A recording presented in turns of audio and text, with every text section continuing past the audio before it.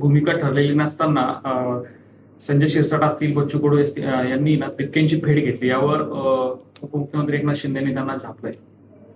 मला कल्पना त्यांनी झापलं की नाही ते, परंतु तो त्यांना योग्य वाटलं असेल की असं बोलावं, त्यांना समजूत समज द्यावी. जे झालं हे अयोग्य झालं असं त्यांना कदाचित वाटलं असेल. मला काही कल्पना नाही त्याची की नक्की काय झालंय ते. भरत गोगावले यांनी असं म्हटलंय की पक्षश्रेष्ठींनी कोणत्याही क्षणी आदेश दिल्यास मी मंत्रिपद सोडायला तयार आहे. हा नियमच आहे ना. जो आपल्या पक्षाचा अध्यक्ष असतो त्याने जर काही सांगितलं, कारण तोच आपलं नाव जे आहे मंत्रिपदासाठी सुचवतो, त्यामुळे जर एखाद्याला जायचं जर झालं किंवा काढायचं झालं तर त्या पक्षाचे अध्यक्ष सांगतात.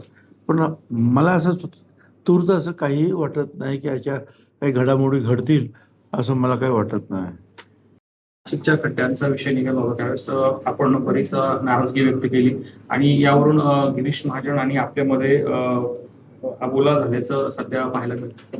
हे सगळं तुमचं मीडियाने क्रिएट केलेलं पिक्चर आहे. किंबहुना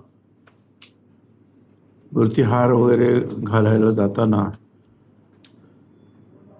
गिरीश महाजननेच मला हात वगैरे देऊन वरती चढवलं वगैरे. आणि ज्यावेळेला कार्यक्रम सुरू असतो त्यावेळेला आपण एकमेकाची भाषणं ऐकत असतो किंवा आपल्यावर पुढचं काय भाषण करायचं त्याचा थोडासा विचार करत असतो. त्यामुळे यातलं काहीही नाही.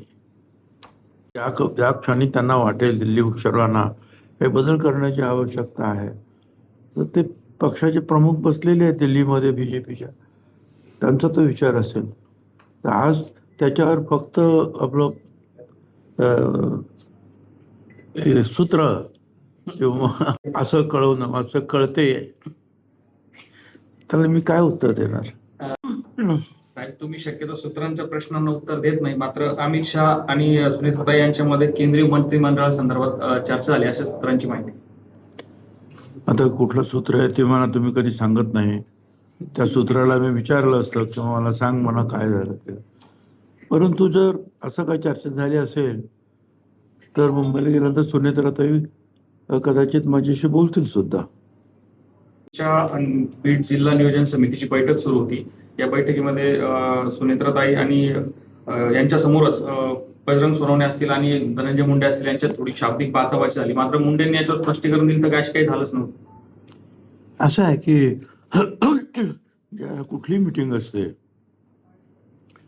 मग ती तुमच्या जिल्हा नियोजनची असेल नाही तर आपल्यातली असेल, कोणीतरी एक काहीतरी विषय मांडतो तो दुसऱ्याला पटत नाही आणि मग त्याच्यावर जे आहे चर्चा होते, त्याला काही भांडण झालं असं काही मी म्हणणार नाही.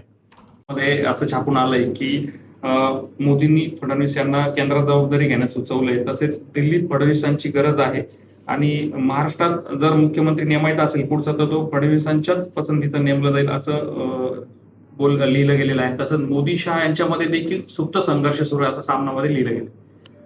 अगं सामनामध्ये काय लिहिलेलं आहे, लोकमतमध्ये काय लिहिलं आहे, दिव्य मराठीमध्ये काय लिहिलं आहे, प्रत्येक सकाळमध्ये काय आहे.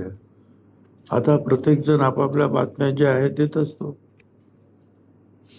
त्याच्यावर विश्वास ठेवून सगळ्याच गोष्टींवर मला कसा विश्वास ठेवता येईल आणि त्याला मी उत्तर देत बसायचं योग्य नाही ना ते.